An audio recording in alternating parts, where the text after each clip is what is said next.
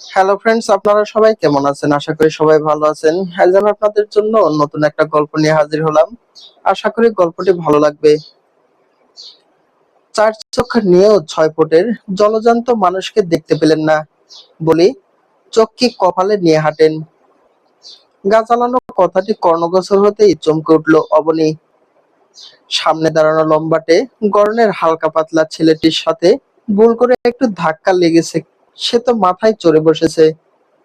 অকারণ ঝামেলা এড়াতে তাৎক্ষণিক কোনো জবাব সে দিল না।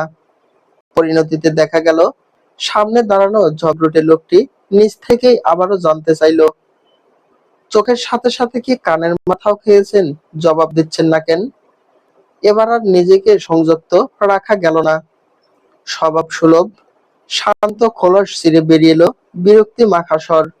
আশ্চর্য তো, আপনি পায়ে পা দিয়ে ঝগড়া করছেন কেন? চোখের মাথা খেয়ে বালতি ভরা ময়লা পানি গায়ে ফেলার সময় এই আশ্চর্যতা কোথায় ছিল? ঠিক দুপুরে বাবা মা ঝগড়ায় মেতেছেন। বাবার দাবি, মা কাপড় ধোয়ার পর বালতির ময়লা পানিগুলো ইচ্ছে করে বাবার জন্য রেখে এসেছেন। তিনি ভালো করে জানতেন বাবা চশমা ছাড়া ঠিকঠাক দেখতে পারেন না। সেই সুযোগ নিয়েই জেনে বুঝে বাবাকে ময়লা পানিতে গোসল করানোর ভাবনা থেকে তার এই কাজ। ড্রয়িং রুমে ময়লা পানির বালতিকে সামনে রেখে তাদের মুখযুদ্ধের এক পর্যায়ে মধ্যাহ্নস্থ করতে বেচারি অবনী পানিগুলো খোলা দরজার দিকে ছুঁড়ে মারে। সেখানে যে এক অকালকুণ্ডমা দাঁড়িয়ে আছে, তার দিকে কি সে তাকিয়েছে? তাকায়নি তো।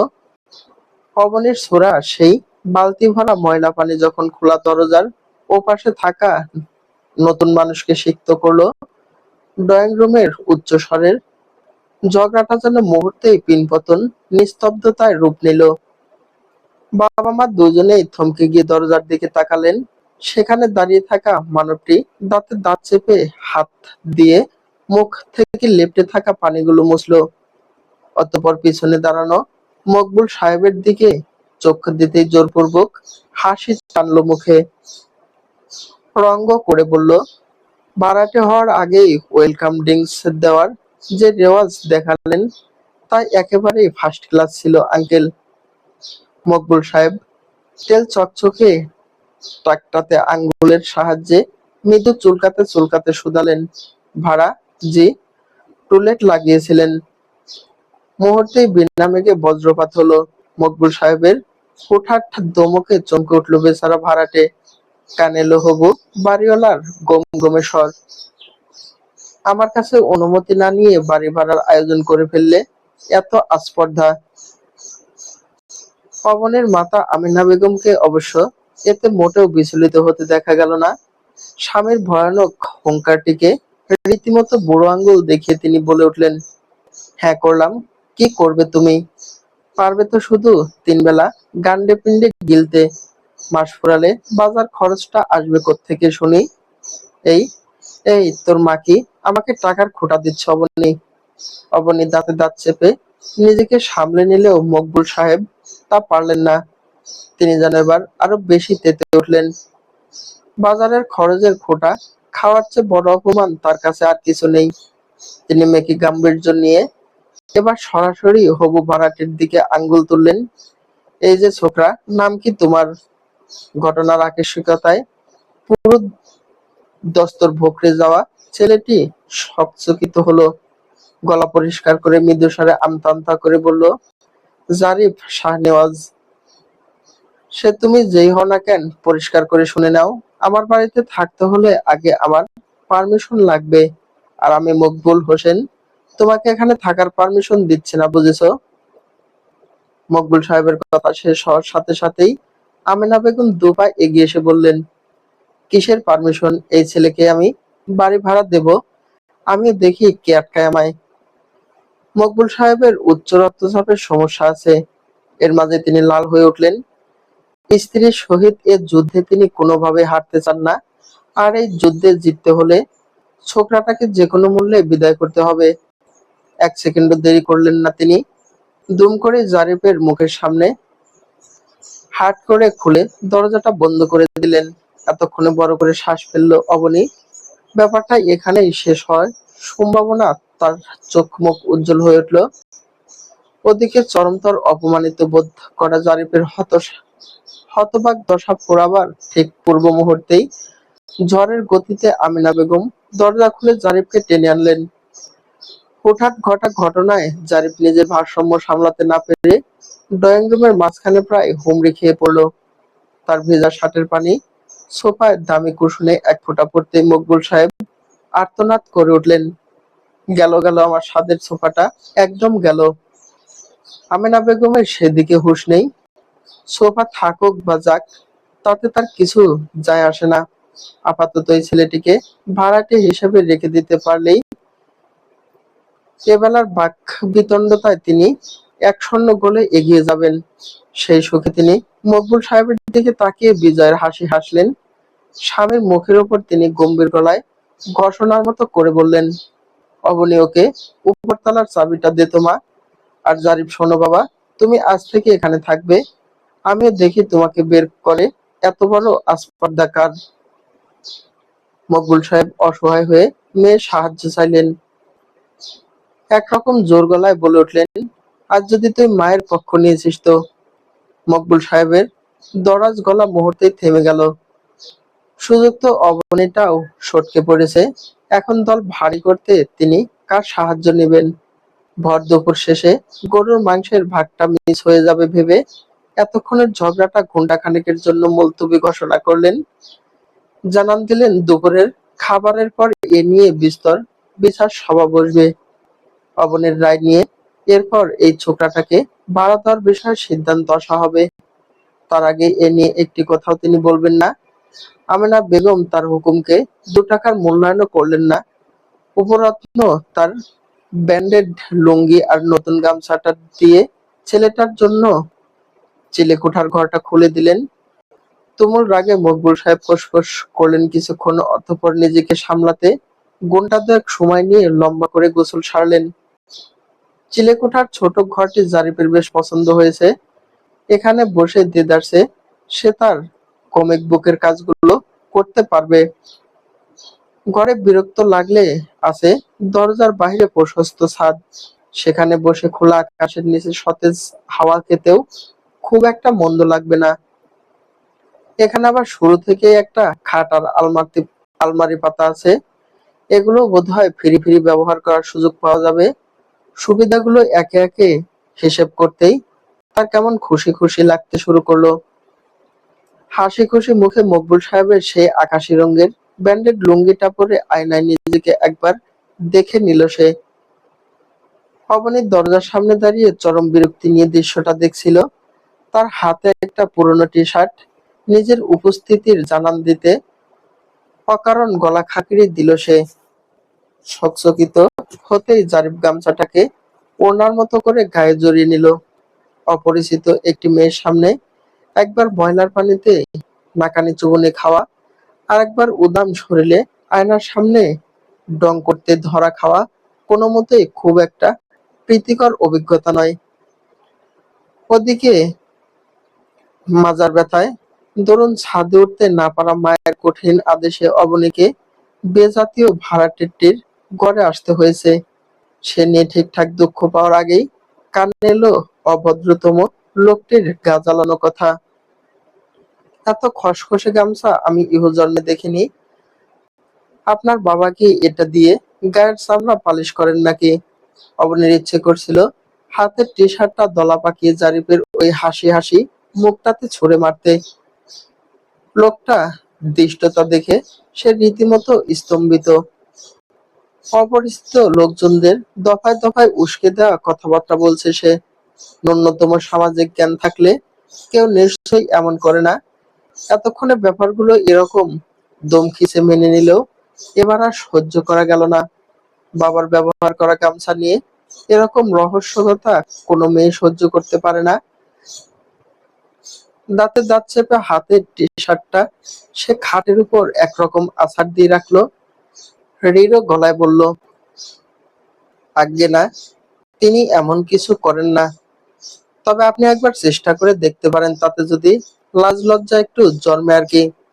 জারিফ চোখ মুখ কুঁচকে অবনীর গমন পথে তাকিয়ে আছে। একটা মানুষ সামান্য রসিকতা না বুঝলে কি আর করার আছে। এর চেয়ে বড় রকমের অপমান তো জারিফের হয়েছে। বলা নেই কওয়া নেই, এক বালতি ময়লা জল গায়ে ঢেলে বরণ করা হয়েছে। কই, তখন তো সে ভাব নিয়ে নাক উঁচু করে চলে যায়নি, বরং অনাকাঙ্ক্ষিত ঘটনাটা বুঝতে পেরে ব্যাপারটা সম্পূর্ণ গিলে নিয়েছে। অবশ্য গিলে নিয়েছে বলা ভুল হবে, একেবারে গিলে তো নেওয়া যায় না। সুযোগ মতো এর শোধ সে অবশ্যই তুলবে। জারিফ ফোঁস করে একটা শ্বাস ফেলে বিছানার উপর ফেলে যাওয়া টি শার্টটা দেখে মুহূর্তে তার এতক্ষণের ধৈর্যের বাঁধ ভেঙে যায়।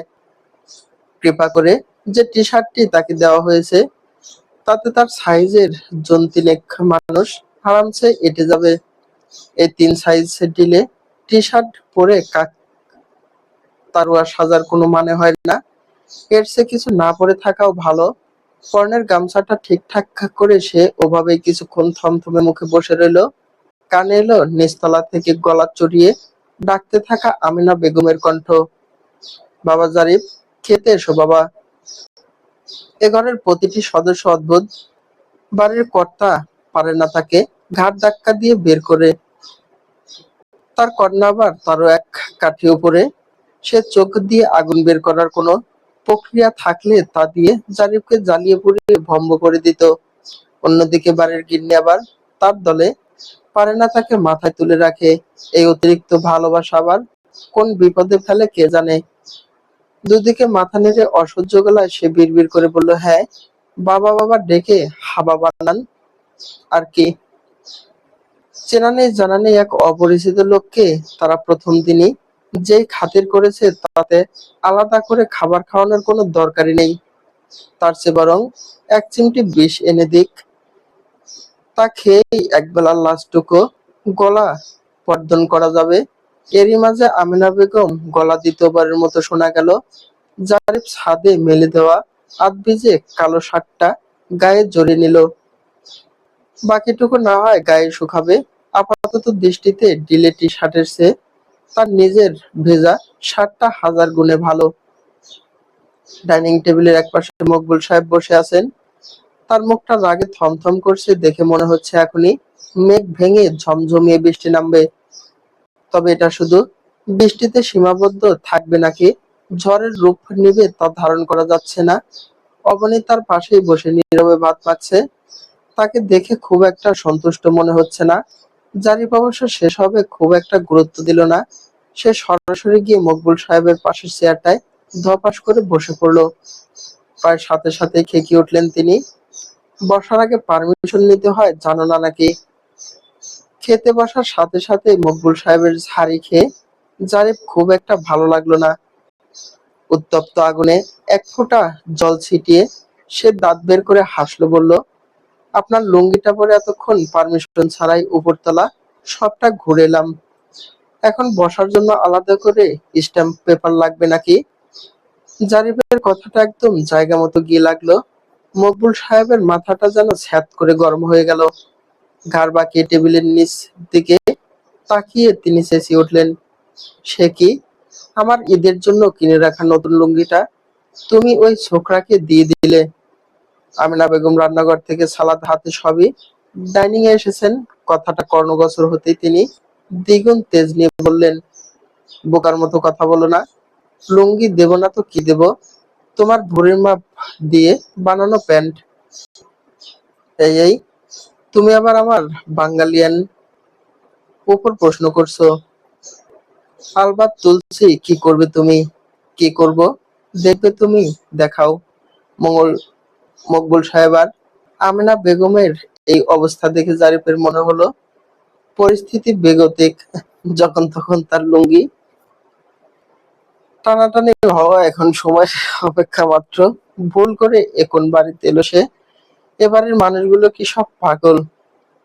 মকবুল সাহেব রাগের ফোঁস করতে করতে নিজের ভাতের থালাটা আমিনা বেগমের দিকে একটু ঠেলে দিয়ে বললেন, বেশ, এই দেখো, আজ 3 জনের ভাত আমি একাই খাবো।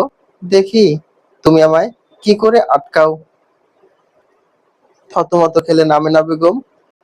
মকবুল সাহেব সত্যি সত্যি বেড়ে রাখা ভাতের 2/3 পাতে তুলে ফেলেছেন। হেরে যাওয়ার ভয়ে আমেনা বেগম হাত বাড়িয়ে গরুর মাংসের বাটিটা তুলে নিলেন। কাট কাট গলায় বললেন, আগে নতুন ভাড়াটে পাবে, পরে তুমি। ভাড়াটে পাবে মানে কি? একে বাড়ি ভাড়া দিয়েছে কে?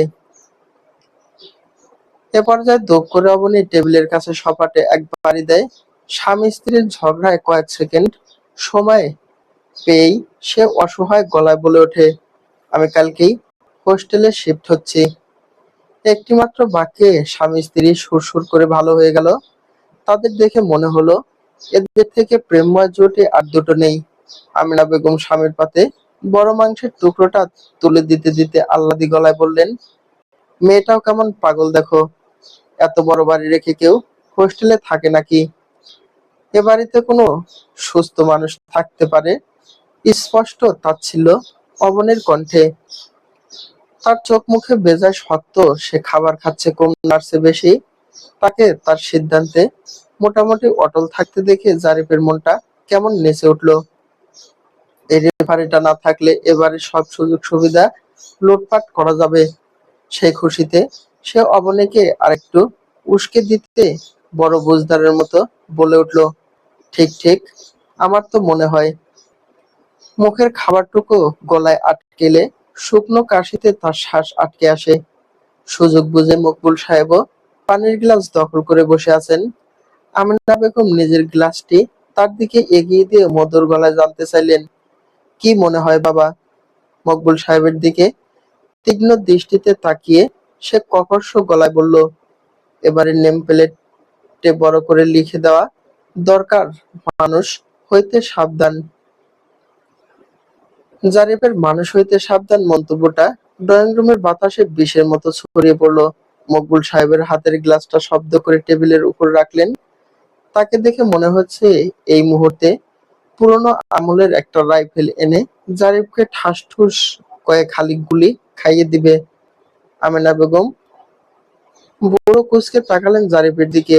বলা বাহুল্য, এই বাক্য তার নিজেরও খুব একটা ভালো লাগেনি, কিন্তু অঘোষিত নিয়ম অনুযায়ী মকবুল সাহেবের শত্রু তার বন্ধু, তাকে বাঁচিয়ে দেয়া তার স্ত্রীগত দায়িত্ব। অবনী অবশ্য মায়ের মতো মুখে কুলো পাটল না, বরং তিক্ত গলায় বলল, ম্যানারলেস নাকি? অন্য কারো পারিবারিক বিষয়ে নাক গলাচ্ছেন কেন? আহাম্মক নাকি? অন্যের সামনে পারিবারিক বিষয় তুলছেনই বা কেন? পাল্টা জবাবটা ঠিক তীরের মতো গিয়ে বিঁধল অবনীর গায়ে। তীব্র অপমানে তার শ্যাম মুখখানা রক্তিম হয়ে উঠল। রাগে পাগল প্রায় হয়ে বলল, আপনি আপনি আমাকে আহাম্মক বললেন? আমার বাড়িতে বসে আমাকেই? ছোট্ট একটু কারেকশন আছে মিস, আমি আপনার বাড়িতে বসে নেই, আমি আমার হবু শ্বশুর বাড়িতে বসে আছি। জারিফের মুখে ফসকে বের হওয়া হবু শ্বশুর বাড়ির শব্দটা কানে যেতেই মকবুল সাহেবের হাত থেকে ভাতের লোকমা পাতে খসে পড়ল। একবেলা ভাড়াটে হিসেবে যাকে সহ্য হচ্ছে না, তাকে মেয়ের জামাই হিসেবে মানার তো প্রশ্নই ওঠে না। আমিনা বেগমই সহসা কেঁপে উঠছেন। কোথাকার কোন ছেলে একবেলা খেতে পেয়ে শ্বশুর বাড়ি দাবি করে বসেছে? এ তো ভয়ানক কাণ্ড। অবনী হতভম্বতায় পলক ফেলতে ভুলে গেল। তার মুখ ভয়ে দেখে জারিফের মাঝে খুব একটা পরিবর্তন লক্ষ্য করা গেল না। তুমুল বুদ্ধিমত্তার সহিত কথাটা ঘুরিয়ে দিল, আন্টির হাতের রান্নায় একদম মায়ের রান্নার স্বাদ। তাই বললাম, এটা আমার আর এক মায়ের বাড়ি। অবনী অস্ফুটে বলে ফেলল, কি আর এক মা ইকুয়াল টু শাশুড়ি মা? শাশুড়ি মায়ের বাড়ি ইকুয়াল টু শ্বশুর বাড়ি? Simple logic. অবনী বা হাতে মাথা চেপে উঠে দাঁড়ালো, চরমতম অসহ্য হয়ে বলল, এই আপদটাকে এখনই বিদায় করো মা। আঁতকে উঠল জারিফ, খুব বিপদে পড়ার মতো করে বলল, এমা না না, এখনই না প্লিজ, এখনো কুড়ে কুড়ে হাড়টা চিবানো বাকি।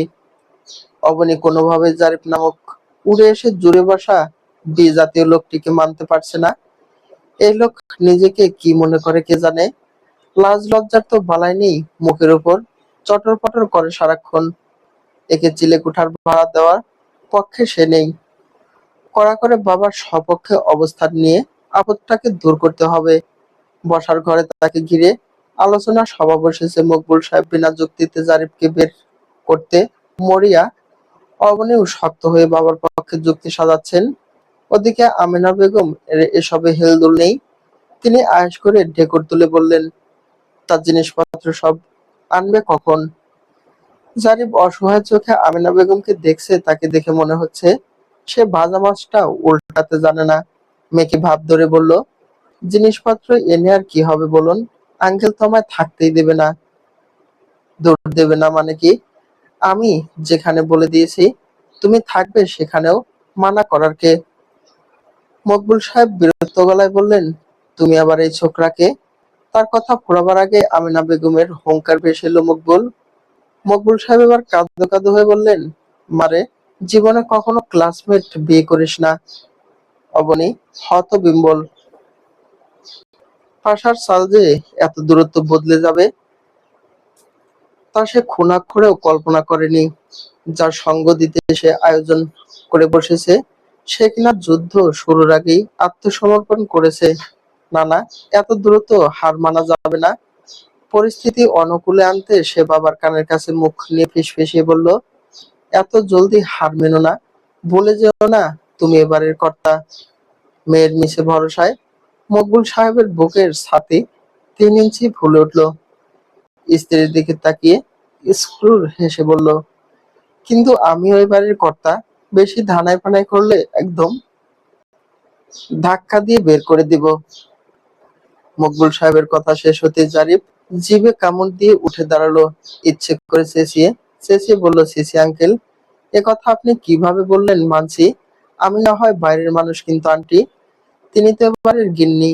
তাকে আপনি এত বড় কথা বললেন। মুহূর্তে জারিফের ছড়িয়ে দেওয়া আগুন লাভায় রূপ নিল। আয়েশি ভঙ্গিতে বসে থাকা আমেনা বেগম সোজা হয়ে বসলেন। গলার স্বর গম্ভীর করে বললেন, তুমি আমাকে এত বড় কথা বলতে পারলে? মকবুল সাহেব পড়েছেন মহা বিপদে। ঘরের রানী খেপে গেলে 3 বেলা অন্ন জুটবে না। শেষে বুড়োকালে না খেয়ে পটল তুলতে হবে। গিন্নিকে মানাতে তিনি ভোল বদলালেন। সুর তুলে টেনে টেনে বললেন, সে তোমাকে আমি এই কথা বলতে পারি? আমেনা বেগমের সন্দেহ তবু কোমল না। তিনি সুচালো চোখে স্বামীর দিকে কিছুক্ষণ তাকিয়ে থেকে বললেন, তাহলে জারিফ আজ থেকে এখানেই থাকবে? হ্যাঁ থাকবে, কোনো সমস্যা নেই। শুধু একটা শর্ত। কি শর্ত? কাল অবনীকে হোস্টেল যাওয়া থেকে আটকাতে পারলেই জারিফের ভাড়া নেয়া একদম কনফার্ম। মনে মনে তিনি হু হা করে হাসছেন। অবনী যে পরিমাণ রেগে আছে তাতে অবনীকে সামলানো এই ছোকরার কম্ব নয়। ফাঁকতালে বউ ঠিক থাকবে, আবার ঝামেলাও বিদায় হবে। এক ডিলে দুই পাখি। মকবুল সাহেবের খুশি অবশ্য খুব একটা গাঢ় হলো না। তার আগেই কান এলো জারিফের আত্মবিশ্বাসে ভরপুর বাক্য, এর এমন কি কঠিন কাজ?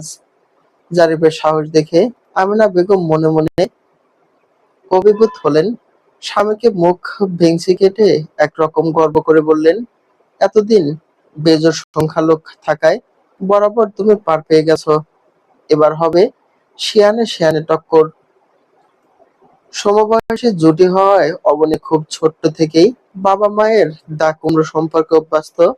মাঝে মাঝে ধৈর্যের বাঁধ ভেঙে গেলেও আবার তাদের দুজনের আমে দুধে মিশে যাওয়ার মতো মিষ্টি সময়গুলোতে তার সকল দুশ্চিন্তা ভেঙে যায়। এখন আর তাদের বানোয়াট ঝগড়ায় সে খুব একটা প্রভাবিত হয় না। তারা নিজেরাই নিজেদের সাথে সেকেন্ডে সেকেন্ডে লেগে যায়, আবার নিজেরাই নিজেদের মতো মিটিয়ে নেয়। এই ব্যাপারটা এতদিন উপভোগ্য লাগলেও এখন এটা মাত্রাতিরিক্ত লাগছে। দুজনের মতো বিরোধের সুযোগে একদম অপরিচিত এক লোককে বাড়িতে ঠাঁই দেওয়ার মতো নির্বোধ সে নয়। মায়ের সাথে না পেরে বাবা ঠিক কায়দা করে সব দায়িত্ব অবনীর ঘাড়ে তুলে দিচ্ছে। আপাতত কাল বাক্স পেটরা গুছিয়ে বান্ধবীর বাড়িতে গিয়ে এই বিজাতীয় লোকটিকে ভাড়া দেওয়ার সব রকম রাস্তা বন্ধ করতে হবে। কেমন ছ্যাঁচড়ার মতো গা এলিয়ে বসে আছে দেখো। মনে হচ্ছে মামা বাড়িতে ঘুরতে এসেছে। দাঁতে দাঁত চেপে সে এক দৃষ্টে জারিফকে কিছুক্ষণ পর্যবেক্ষণ করতে চাইল। কানে এলো জারিফের স্বভাব সুলভ অসহনীয় কথা, রিল্যাক্স আন্টি, আপনার মেয়ে মনে হয় না কোথাও যাবে। এখনই কেমন চোখে হারাচ্ছে আমায়। জারিফের কথা শেষ হওয়ার সাথে সাথেই ভেসে আসে অবনীর বিরক্তি মাখা স্বর, ইয়াল্লা, এমন একটি বেয়াদব তুমি। কিভাবে বানালে? কিভাবে? জারিফকে এবারও বিচলিত হতে দেখা গেল না, বরং স্বাভাবিক ভঙ্গিতে পায়ের উপর পা রেখে বিজ্ঞের মতো বলল, রেসিপি লাগবে নাকি? অবনী আর এক মুহূর্ত অপেক্ষা করল না, হনহনিয়ে ঘরে গিয়ে শব্দ করে দৌড় দিল। সেই শব্দে বিজয়ের হাসি হাসলেন আমিনা বেগম। জারিফকে তার একটু একটু পছন্দ হতে শুরু করেছে। মনে হচ্ছে এ ঘরে সম অধিকার আইনের কট্টর প্রয়োগ করতে হলে এই ছেলেটিকে ভীষণ দরকার। উপর উপর সাহস দেখালেও ভিতর ভিতর জারিফ বেশ দুশ্চিন্তায় আছে। মিস শাসমিশ তাকে বিদায় করার এই সহজ সুযোগ কিছুতেই হাতছাড়া করবে বলে মনে হয় না। তার দর দেওয়ার শব্দেই অন্তরের সবটুকু ক্ষোভ ধারণা করা যাচ্ছে। আগামীকালের জন্য একটি সুনির্দিষ্ট পরিকল্পনা দরকার, নচেৎ শুরুর আগেই ভেঙে পড়বে কারো বহুদিন ধরে গোছানো নাটকের রঙ্গমঞ্চ। এত সময়ের ঝড়ের রেশ কাটতে না কাটতে জারিফ হঠাৎ উঠে দাঁড়ালো। তার চোখে মুখে এখন আর সেই মেকি অসহায়ত্ব নেই, বরং এক অদ্ভুত চপলতা খেলে যাচ্ছে সে। নিজের পরনের শার্টের হাতটা একটু ঠিক করে নিয়ে দরজার দিকে পা বাড়ালো। তা দেখে আমিনা বেগম অবাক হয়ে শুধালেন, অসময়ে যাচ্ছ কোথায়? জারিফ ঘাড় ফিরিয়ে একটা বিনয়ী হাসি দিয়ে বলল, জি, ম্যাচ থেকে প্রয়োজনীয় আবাসপত্র আর জামা কাপড় আনতে যাচ্ছি। সন্ধ্যা হওয়ার আগে সবকিছু এনে গুছিয়ে ফেলতে চাইছি। মকবুল সাহেব এতক্ষণ তীক্ষ্ণ দৃষ্টিতে জারিফের দিকে তাকিয়েছিলেন। তার কথা শেষ হতেই তিনি একটা অবজ্ঞার হাসি হাসলেন। সোফায় পা তুলে দিয়ে বেশ আয়েশ করে বললেন, জিনিসপত্র আনার এত কিসের তাড়া? আগে দেখো কাল অবনীকে হোস্টেলে যাওয়া থেকে আদৌ আটকাতে পারো কিনা। জারিফ দোরগোড়ায় থমকে দাঁড়ালো মকবুল সাহেবের এই সরাসরি চ্যালেঞ্জ শুনে। সে হুট করেই খুব রহস্যভাবে হাসলো। সেই হাসিতে কিছু তো একটা ছিল যা দেখে মকবুল সাহেবের ভিতরের আত্মবিশ্বাসটা মুহূর্তেই কেন যেন একটু নড়ে চড়ে গেল। জারিফ কেমন ধীর স্থির গলায় বলল, মানুষের মন বদলাতে লাগে না এক সেকেন্ড, সেখানে মিস সাসমিশ কিভাবে গোটা একটা রাত? বলে সে আর এক মুহূর্তে অপেক্ষা করলো না। সে চলে গেলেও তার আত্মবিশ্বাসী কণ্ঠস্বরটা যেন পুরো বাড়িটা একটা অদ্ভুত নিস্তব্ধতা রেখে গেল। ঘরের ভিতর দৌড় দিয়ে দাঁড়িয়ে থাকা অবনীও জানালার পাশে থেকে কথাটা শুনতে পেল। তার কান দুটো অতিরিক্ত রাগে ঝাঁঝা করে উঠল। বিড়বিড় করে বলল, এত বড় সাহস আমায় চাশমিশ বলা? কাল সকালেই আপনার এই অহংকার আমি ধুলোয় মিশিয়ে দেব। জারিফ শাহনেওয়াজ। রাত তখন একটার কিছু বেশি বাজছে। তার গভীরতার সাথে তাল মিশিয়ে নিস্তব্ধ হয়ে উঠেছে অবনীদের ছোট্ট বাড়িটা। এতক্ষণ অপেক্ষা করার পরও জারিফ আসেনি। অগত্যা আমিনা বেগম খাবার দাবার সব গুছিয়ে ঘুমোতে গেলেন। মকবুল সাহেব ততক্ষণে শব্দ করে নাক ডাকতে শুরু করেছেন। ঠিক তখনই কোত্থেকে ভেসে এলো এক দরাজ গলার স্বর, আঙ্কেল, আঙ্কেল। আওয়াজটা শুধু কণ্ঠস্বরের মধ্যে সীমাবদ্ধ নেই, শব্দ করে গেটে একের পর এক আছড়ে পড়ছে তার উদ্বিগ্নতাও। কেসি গেটের বিশ্রী শব্দে আর ভরাট গলার চিৎকার এই পর্যায়ে আরেকটু প্রখরভাবে কানে বিঁধল। আঙ্কেল, আঙ্কেল, গেটটা খোলেন আঙ্কেল। চিৎকার শুনে মকবুল সাহেব ইতিমধ্যেই ধড়ফড়িয়ে উঠে বসেছেন। তার দু চোখের ঘুম ফুরুত করে উড়ল দিয়েছে। শুনেছিলেন গত রাতে পাশের এলাকায় এক বাড়িতে ডাকাতের আমদানি হয়েছে। জন দশেক গাট্টাগুট্টো লোক নাকি বাড়ি সমেত সকলকে পিটিয়ে ঘরের সব নিয়ে গেছে। ফ্রিজ টিভি কিছুই বাদ রাখেনি। তারা নাকি দরজায় প্রথমে সাহায্য প্রার্থী হয়ে দরজা ধাক্কা দিয়েছিলেন। বেচারি লোকগুলো আশ্রয় দিতে দরজা খুলতে আচমকা ছুরি এসে গলনালিতে দেবে গিয়েছে। কিছু বুঝে ওঠার আগেই শখের সংসার তারা তছনছ করে গিয়েছে। তাদের সাথেও কি এমন কিছুই হতে যাচ্ছে? পাশের ঘরে মোবাইল স্ক্রলে ব্যস্ত অবনীও ভয়ে চশমাটা টেবিল থেকে ছো মেরে নিল। একের পর এক শব্দে তার হৃদস্পন্দন বেড়ে গেছে। অজানা ভয়ে আড়ষ্ট হয়ে খুব সাবধানে সে জানালার পাশে দাঁড়ালো। উদ্দেশ্য বাইরে কে বা কারা আছে তা দেখা।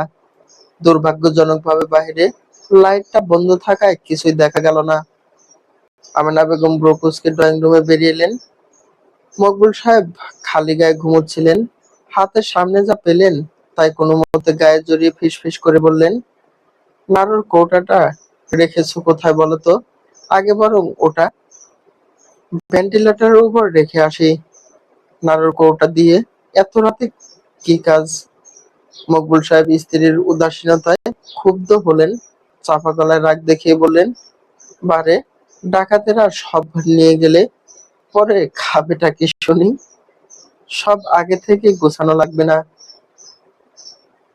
আমেনা বেগমের স্বামীর খাই খাই স্বভাবে বড্ড বিরক্ত হলেন। দাঁতে দাঁত চেপে বললেন, খাদক দেখেছি জীবনে, কিন্তু তোমার মতো আধে খোলা পুরুষ আর দুটো দেখিনি বাপু। একটু থেমেই তিনি চাবি হাতে চেঁচিয়ে বললেন, আসি। মকবুল সাহেব বাধা দিয়ে বললেন, করছো কি? খবরদার বলছি, একদম দরজা খুলো না। কেন? আমেনা বেগমের কণ্ঠে স্পষ্ট অজ্ঞতা। তা দেখে মকবুল সাহেব যেন দ্বিতীয় দফায় ক্ষুব্ধ হয়ে উঠলেন। বললেন, আরে মহিলারে, বাড়িতে ডাকাত পড়েছে আর তুমি ড্যাং ড্যাং করে যাচ্ছ দর খুলে দিতে।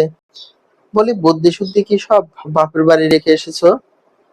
আমেনা বেগম তির্যক নয়নে স্বামীকে দেখছেন। লোকটা এবার বেশি বেশি করছে। সুযোগ পেয়ে ইচ্ছে করে জারিফকে ডাকাত বলছে।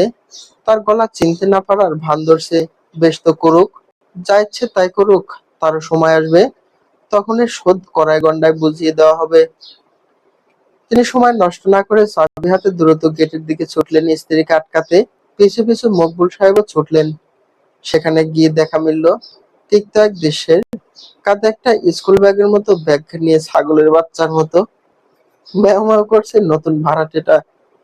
তাকে দেখতেই তিক্ততায় মকবুল সাহেবের অন্তরের সবটুকু ভাগ যেন কুচকুচে কালো হয়ে গেল। মনে হলো, এর চেয়ে বাড়িতে ডাকাত পড়লেও তিনি বোধ হয় খানিক কম কষ্ট পেতেন। তার কথার ভঙ্গিতেও তা যেন স্পষ্ট বোঝা গেল। স্ত্রীকে এরকম বুঝ দেওয়ার মতো করে বললেন, শোনো মেনা, এ ব্যাচেলর বিড়ম্বনা তো আর মেনে নেওয়া যায় না। রাত দুপুরে একই কাণ্ড। একটু বাদেই তো পুরো পাড়া হাজির হবে বাড়িতে। তখন তাদের কে বুঝাবে শুনি? শোন, ভাড়া যখন দিবেই তখন ভালো কাউকে দাও। এসব ব্যাচেলর ফ্যাচেলর বাদ দাও। আমিনা বেগম স্বামীর দিকে একটা কড়া চাহনি দিয়ে বললেন, ওরে বুদ্ধি শুদ্ধির দোকান রে, আগে গেটটা খোলো। ছেলেটাকে ঘরে ঢোকাও। কি না কি হয়েছে জানলে না, শুনলো না, আগে কতগুলো কথা বলে ফেললো। মকবুল সাহেব খুব একটা খুশি হলেন না। তিনি চাইলেন না গেট খুলতে, বরং মনে মনে ভাবলেন, এই উছিলায় যদি জারিফকে আজ রাতটা বাইরে রাখা যায়। তিনি গটগট করে গেটের সামনে গিয়ে তালা না খুলেই ককর্ষ গলায় বললেন, কি হয়েছে রে ছোকরা? রাত দুপুরে ডাকাতি করতে এসেছো নাকি? এত চিল্লাচ্ছ কেন জানো না এটা ভদ্রলোকের পাড়া? ওপাশ থেকে জারিফের হাঁপানো গলা শোনা গেল, তাই তো বলি, এ পাড়ায় আপনার ঘরটা একদম শেষ দিকে কেন? আমিনা বেগম ততক্ষণে মকবুল সাহেবের হাত থেকে চাবি ছিনিয়ে নিজেই গেট খুলে দিয়েছেন। এক মুহূর্ত দেরি করলো না জারিফ। একরকম হন্তদন্ত হয়ে ভিতরে ঢুকেই ধপাস করে বসার ঘরের সোফাটায় বসে পড়লো। তার কপালে ঘাম, শার্টের হাতা গুটানো। মকবুল সাহেব তেড়ে এসে বললেন, কি হয়েছেটা কি? মাঝরাতে এত জোরে চিৎকার করছিলে কেন?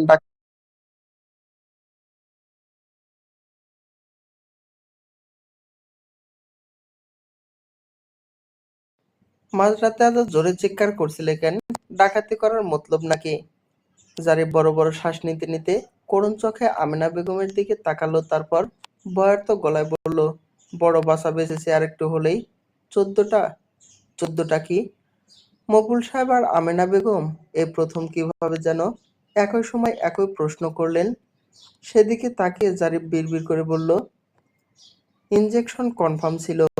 তার কথা কতটুকু কি কানে গেল কে জানে। মকবুল সাহেব ব্রুকুসকে তার দুদিকে পা এগিয়ে দিলেন। তা দেখে সে আমতা আমতা করে বলল, ইয়া মানে আন্টি, গলির মোড়ের ওই কালো কুকুরটা হঠাৎ আমায় তাড়া করছিল। নতুন বলে চেনেননি হয়তো। কোনো মতে জান হাতে দৌড়ে এসেছে আর কি। কথাটা শুনে অবনী যেন নিজের কানকেই বিশ্বাস করতে পারছিলেন না। শোরগোল শুনে সে দরজা খুলে উকি দিচ্ছিল। এই বাক্য কানে আসতেই জারিফ নামক সমস্যাটি তার কয়েকগুণ বেশি অসহনীয় লাগতে শুরু করলো। লম্বা চওড়া খাম্বার মতো লোকটা কিনা শেষে একটা কুকুরের ভয়ে পুরো পাড়া জাগিয়ে ফেলেছে। এও বিশ্বাস করা যায়? কুকুরের কথা শুনতেই মকবুল সাহেবের মাথায় চট করেই যেন মাথায় আগুন জ্বলে উঠল। তিনি গলা চড়িয়ে চিৎকার করে বললেন, স্রেফ একটা কুকুরের জন্য তুমি রাত-বিরাত এমন নাটক করলে? আমেনা, একে এখনই বিদায় করো, এক্ষুনি।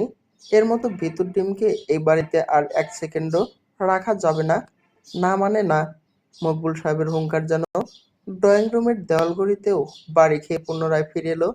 তবুও সামনে থাকা আমেনা বেগমের কর্ণকুহরে তা পৌঁছালো না। তিনি নির্বিকার, তবে অবনীর ঠোঁটের কোণে অজান্তে একটা তাচ্ছিল্যের হাসি ফুটে উঠেছে। মনে মনে ভাবছে, আহারে ভীতু আর ডামাবাজ এই বিজাতীয় ভাড়াটের স্থায়িত্বকাল বুঝি এক রাতও হলো না। তার সেই ভাবনা মুহূর্তেই ভেঙে খান খান হলো। দেখা গেল মাতা মহোদয় ছুটতে ছুটতে লেবুর শরবত করছেন। তার উদ্বিগ্নতা দেখে মনে হলো জারিফ নয়, বরং অবনী কোনো ভয়ানক বিপদের হাত থেকে বেঁচে ফিরেছে। এমন আদিক্ষেতা দেখে অবনী আর আড়ালে থাকতে পারল না। হনহনিয়ে হেঁটে এসে বলল, আপনার থাকা না থাকার সিদ্ধান্ত হবে আগামীকাল। তাহলে এখন কোন অধিকারে এই বাড়িতে এসেছেন? জারিফ শার্টের প্রথম বোতাম দুটো খুলে শার্টটা কিছুটা ঘাড়ের দিকে ঠেলে দিল। হেলান দিয়ে বসে বড্ড